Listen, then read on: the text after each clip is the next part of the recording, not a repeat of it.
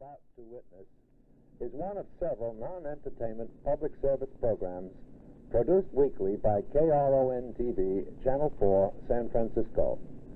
The rights to this film specifically prohibit its use for broadcast without the express permission of KRON-TV. The management of KRON-TV hopes you will derive some benefit from this presentation, and we solicit your comments.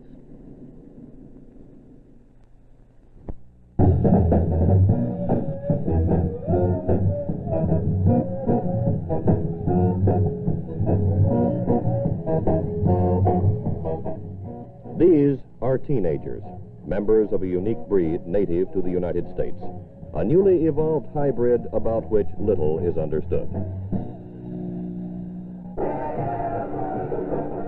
They come in all varieties, all colors, sizes, and shapes. They're tall and short, fat and thin, young and young, rich and poor.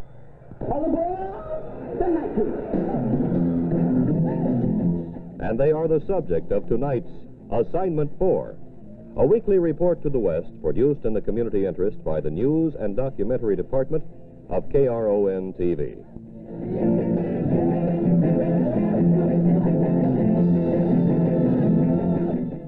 Tonight, a look at America's affluent teenager. Most adults are aware, to a greater or lesser degree, of the teenager. They realize that he has his own world, with his own mores, styles, and language. But if the adult sphere in general has failed to understand the teenager, business and industry have not. Teenagers represent 12% of our population. Within 5 years, that number will soar to 20%, a very discriminating 20% with their own needs, tastes, and interests. The average American teenager today has $9.45 to spend every week, and he spends it. He spends it to the tune of $15 billion a year. The natural result has been the creation of industry that caters to the teenage market.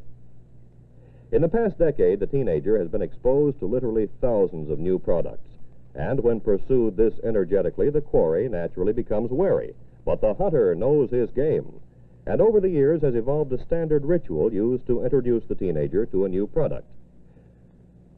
The arcane rites often begin with a small, select, discriminating group, usually the social arbiters of the local high school set. Every phase of this initial exposure is critical and will be played out in a stylized manner as discernible as the structure of a Bach fugue.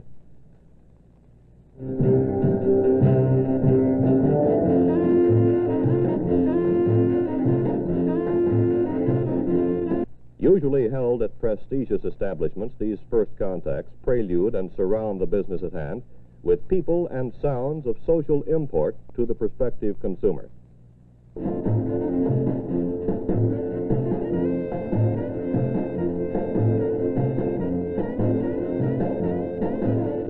Amid the hoopla comes the product, a teenage discount book. Something new that's never been done before, and we are originating it here in San Francisco.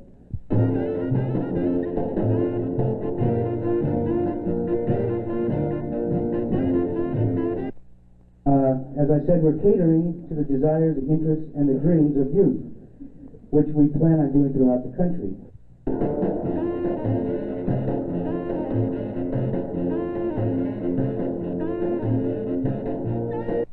But as I said, it's the first time, and it's never been done before, and I'm quite sure that it's going to be a tremendous success because we are catering directly to the teenager.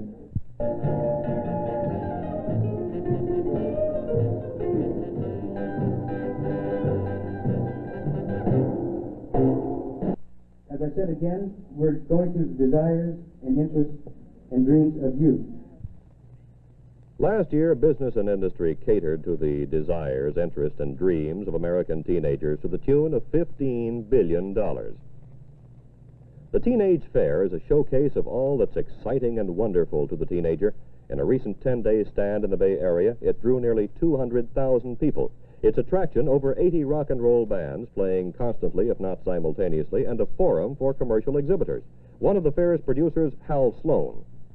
Well, the explosion of this market that we're witnessing right now stems from the post-war baby boom after World War II that we all know was the largest in history, and the children born between roughly 1945 and the early 50s are now that teenage group.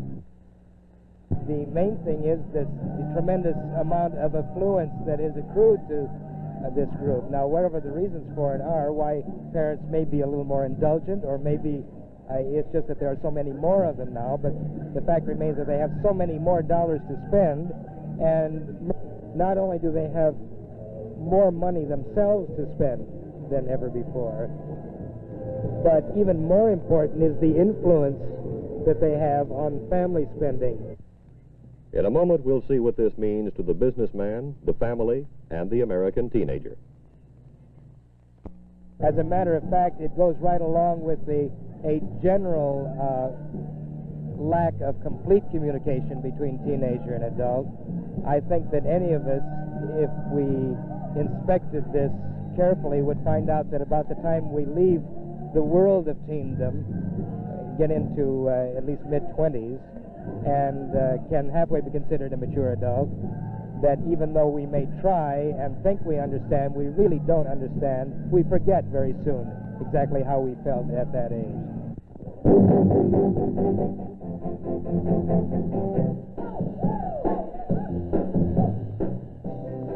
As one sociologist has pointed out, the United States is the first nation in history to transform children from a family asset as labor to a family liability as student consumer. Not only is the teenager a consumer, he is also a pace setter. America is becoming teenderized. If it were not for 24 million teenagers, this nation's adults would not have many of the commodities and pleasures they have come to expect.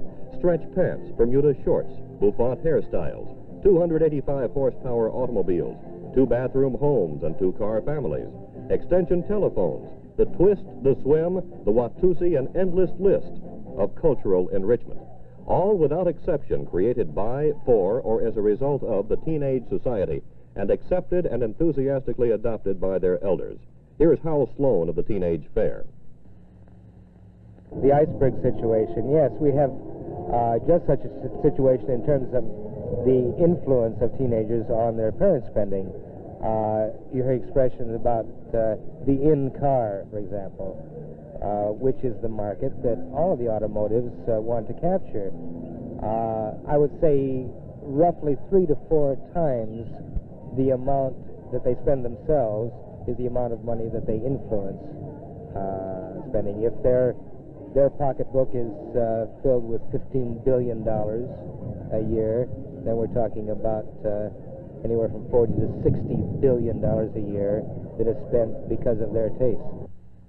$60 billion worth of influence makes it abundantly clear that the teenager is no longer a member of the ice cream cone generation.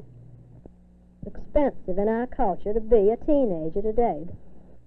Dr. Louise Bates Ames, Research Director, Gesell Institute of Child Development at New Haven, Connecticut.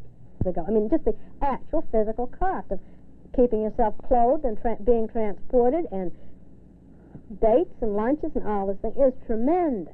So I think we have to accept the fact that it's pretty expensive, even if the teenager tries hard. And then, in addition, is the fact that teenagers are great accumulators. A girl isn't satisfied with 2 sweaters. She wants 5 sweaters, and whatever it is that boys have that matches that. They want a great deal. This is natural for them to have tremendous appetite for things as well as for food. In addition to natural appetites, the fact is that teenagers are maturing much earlier. Hal Sloan has been observing this in the teenage entertainment business for over 15 years. I don't think that there is that much difference from one generation to another. I think the big difference is the fact that more people know about it now. People in your industry, in the communications industry, have wrought this, as a matter of fact. For the first time, a dancer doing the Watusi, which is a popular teenage dance, can get before the television camera on Shindig, and several million people see it at the same time. Also, if you'll pardon my going on a little bit on this line, it has turned full circle, as I mentioned to you before, to the point where teenagers are reaching a point of maturity much sooner than other generations, and the main reason for it is this tremendous buildup in communications. Blame it on vitamins or the accelerated pace of our society, but whatever the cause, teenagers are getting younger and younger. They have been called sophisticated children and infantile adults, but the fact remains a 15-year-old today can do things an 18-year-old was not allowed to do a decade ago. A case in point, the cosmetic industry. Not too many years ago, a girl was allowed to put on makeup for special occasions, like the senior prom. Today, 13-year-old girls are, if not expert, at least prodigious in their use of makeup. Cosmetic manufacturers have realized this, and in order to get into the market, these manufacturers have developed special products.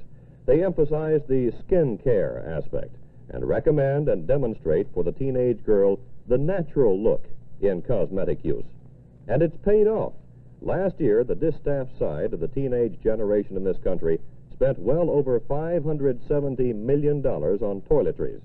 Included in that total was $20 million worth of lipstick, $25 million worth of deodorants, and $9 million for home permanents. There has been no accurate measurement made of the gallons of hairspray included in that total, but the 15-year-old who makes the weekly trip to the beauty salon and comes out looking years older is by no means an exception. Still, the biggest market is in clothing. Macy's presentation of Fashions A Go-Go. These are fashions that go anywhere the young set goes this summer. For example, to the beach in a shift of white cotton from Phil Rose, V-necked and skinny. She wears it with a bright red polka dot popsicle scarf, a couple little bracelets, and her B.F. Goodrich shoes, which coordinate beautifully.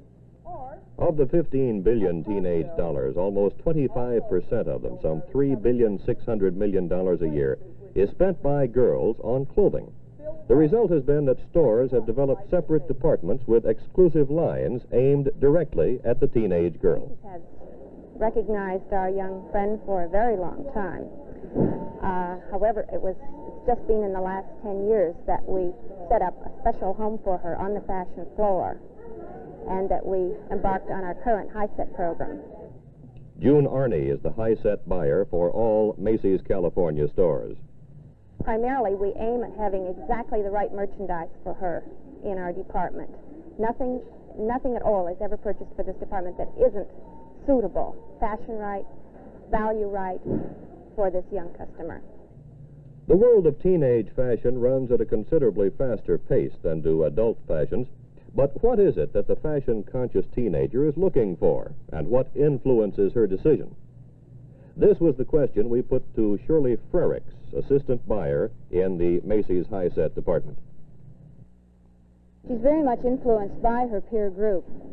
They set the trends, they set the standards, they are her value judgments. Whatever the person in her peer group is wearing, whom she looks up to as the leader of the group, then this is the fashion that she would be wanting to wear. Macy's has capitalized on this peer group pace-setter idea by creating what they call their high-set advisory board, a group of girls representing each high school in the area. The girls are chosen for their leadership, scholastic ability, and their interest in fashion. In other words, they are hand-picked members of the peer group who help dictate the in-styles that their contemporaries seek. The idea has worked well. 31,000 Northern California girls between the ages of 12 and 17 have joined the high set. In his book, Advertising and Marketing to Young People, Eugene Gilbert points out that the world of fashion enters the life of the average girl at about the age of 14. Within 2 years, she's buying nearly all her own clothes. He then exclaims, "Just look at youth. No established pattern, no backlog of items. It definitely has been established that because he is open-minded and desires to learn, he is often the very first to accept new and forward-looking products." The High Set Club members get regular mailings of the High Set newsletter. It contains fashion bulletins, It contains contest information, everything and anything that has to do with the high-set interests. The letter also gives the girls discount tickets to special events in the store. All of the high-set club members are entitled to charge accounts with their parents' approval, of course. Parental approval. How much does the parent have to say about a son's or daughter's spending habits? Again, Dr. Ames of the Gesell Institute. I would say that as far as money goes, this is one area where a parent does have a reasonably good control. The child isn't going to have more than you give him. He may make a lot of fuss about it and may make things unpleasant for you, but unless he's an earner, and the younger teenagers aren't, he really doesn't have large quantities of money to disperse unless you give it to him. The girl of today has her own money to spend. Shirley Frericks of Macy's. Her parents are more likely to let her go with her friends to see what she wants. They do an awful lot of browsing together. Depending on the amount of the purchase, the parent is consulted or not. Sometimes they're just given to use their best judgment, but more often than not, they come with other girls. Sometimes with their boyfriends, too, but not often with parents. As one sociologist put it, if you can buy as an adult, you are an adult. The teenage fair held at the San Mateo County Fairgrounds during this last spring school break points up very well the adult buying power of the modern teenager. Serenaded by rock and roll, nearly 200,000 Bay Area citizens, most of them presumably under the age of 20, were exposed to the latest word in fad and fashion. Much of what they choose to accept in their ever-changing world of taste will be assimilated by their parents. The dress or the bathing suit being modeled here today will be seen around town or on the beach this summer, on the daughter and on her mother. And note the shoes from B.F. Goodrich, girls. You'll want to know that they have colors that coordinate with practically... As one teenage fashion magazine puts it, this is not the world of the sweet by and by, but the much sweeter now and now. But business is not worrying too much about the by and by. That looks pretty sweet, too. Dr. Ames. I think it's sort of cheap and easy to blame the parents and to blame the culture if things are wrong. On the other hand, it is true that our present culture has a great madness for immediacy. We do want what we want right now. We don't wait to buy a house. We don't wait to buy a car. We get them right away and get them on time. And many parents push this over onto their children. They don't make the child save up for his bicycle. They don't make him wait for his car when he's in high school. They just don't make the child wait. A prime example here would be the automobile industry. The usual image in the adult's mind when he thinks of teenagers and cars is a hot rod, an old heap needing constant attention and devotion, or the family car for that Saturday night date. But if that's the case, why are the automobile manufacturers footing the cost of exhibiting their hottest and latest models at a teenage fair? That was the question we put to Hal Sloan. The thought is, do they expect to sell automobiles here? Hardly. But they realize two important facts. The first may be amazing to you, I don't know, but at this moment, about 20% of all automobile purchases in this country are made by teenagers. But beyond that, even if that is not the case, the progressive companies such as you see here realize that if not right this moment, most of these kids are about 5 minutes away, figuratively speaking, from buying their own automobiles. But when those figurative 5 minutes are passed, say in a literal 5 years, America's teenage population will have climbed from 12% of the total to 20%, from 24 million to 42 million. And as Grace and Fred Heckinger point out in their book, Teenage Tyranny, the implications of the increase in this nation's young population are important in terms of the rising influence of the most eloquent and the most readily listened to group, the teenagers.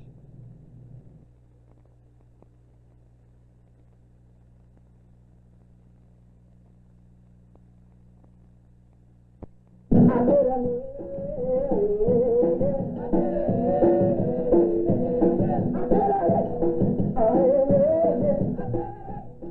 According to Dr. Louise Bates Ames of the Gesell Institute, one of the natural and endearing things about teenagers is their tendency to exaggerate. This is no doubt as true with money as it is with any aspect of the teenager's life.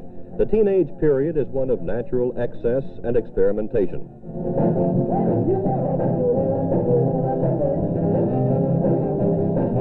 But this does not mean the teenager is gullible or uncertain about what he wants, at least in a material sense.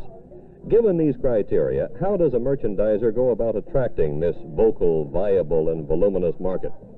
This was the question we put to Macy's of California teenage fashion buyer, June Arney.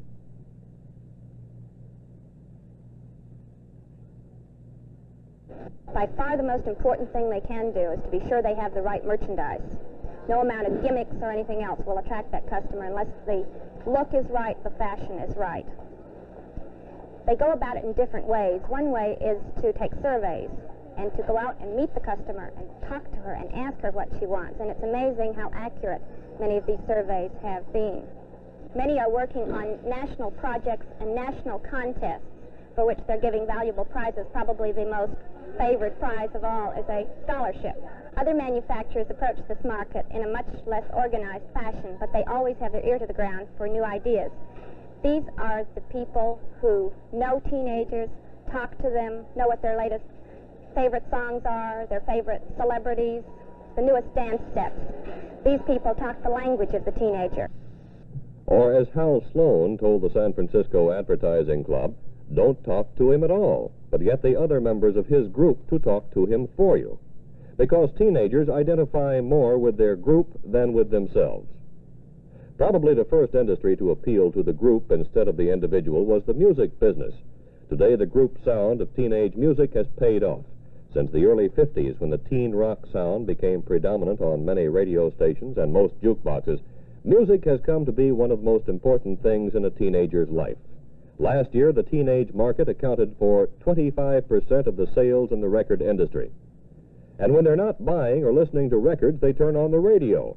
For a deafening 2 to 4 hours a day, the average teenager has that transistor clutched to his or her ear. And when the music isn't playing, the DJ is selling and the teenager is buying. They're buying 35% of the movie theater tickets and influencing Hollywood. They're spending $1.5 billion a year on entertainment and making millionaires out of men hardly out of their teens themselves. Paul Anka, Elvis Presley, the Beatles. The list goes on and on and on. They create their own favorites, their own beauty queens, and style kings. The day of the 18-year-old girl buying her first formal for the senior prom is long gone. Today, advertising appeals to and persuades 14-year-olds to buy their hope chest now. Select the silver and china and get ready for the day when they meet the right boy. And that's not too far off either.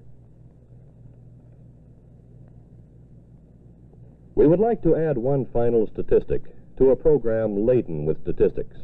The peak age of marriage for American women now stands at 18, and 1/3 of all first children in the United States are born to mothers aged 20 years or less. So American teenagers are not only getting younger, they're also getting older sooner.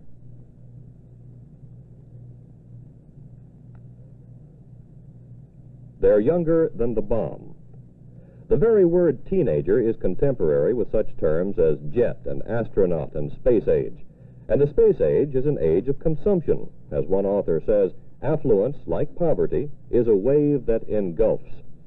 In the Adolescent Society, James Coleman writes, adolescents today are cut off, probably more than ever before, from the adult society.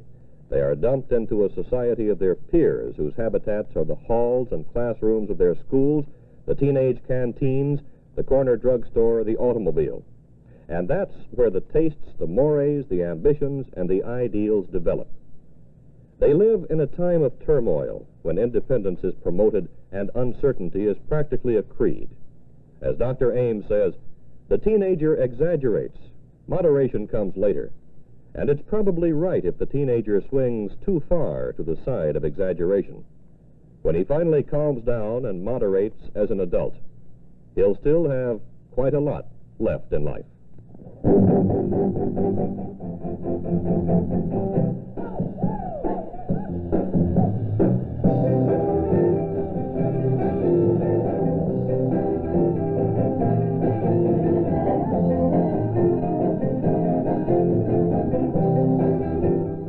Assignment 4 is produced each week at this time in the community interest by the News and Documentary Department of KRON-TV.